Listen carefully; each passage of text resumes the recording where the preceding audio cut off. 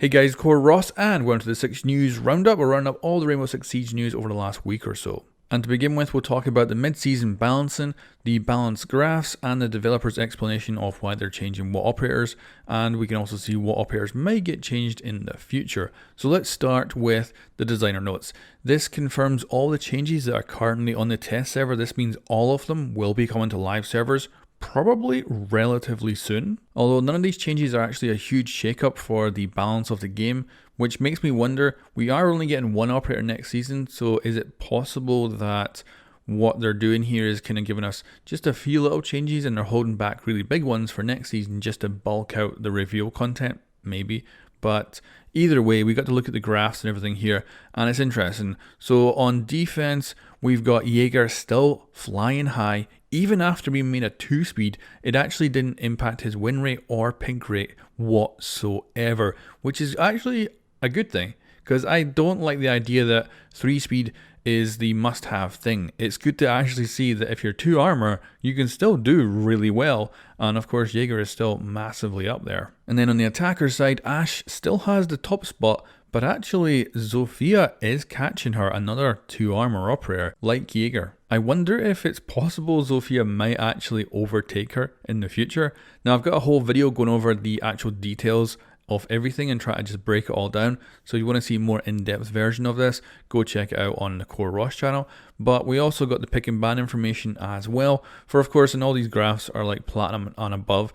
It would be interesting, I think, to see the lower rank pick and ban, and maybe, you know, it's just too much noise at those ranks perhaps. But I would love to see what is just the general like pick rates for gold or something like that. They also showed us something brand new, which was a retrospective of previous changes. So for instance, this graph here, where they showed Amaru's data. So up top is Year 5 Season 1.2, and down low is Year 5 Season 2.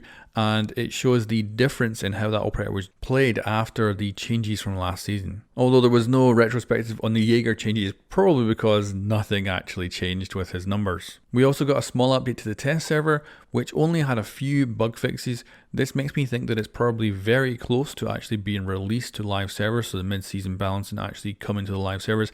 I would assume maybe within the next week we might actually see it, potentially 2 weeks maybe at the most. And I say at the most because the actual reveal for Season 3 of Year 5 is only about 3 weeks away. It's amazing how time actually flies. I've got a full video out on the Core Ross channel that actually goes over what we're probably going to begin. I speculate about stuff, but I also talk about the current leaks we have on that season as well. And of course, what we should be getting officially too. And to finish this video off, I'm going to leave you with all of the balancing graphs in a timeline so you can actually look and see how things have changed from the original balancing graphs all the way to now. You'll also notice that the perfect point in the balancing graph actually changes because of course more operators get added to the game, which actually changes where the perfect operator should sit. Anyway guys, thank you very much for watching. Let me know if there's anything you want to add to the discussion in the comments below, and I'll catch you next time.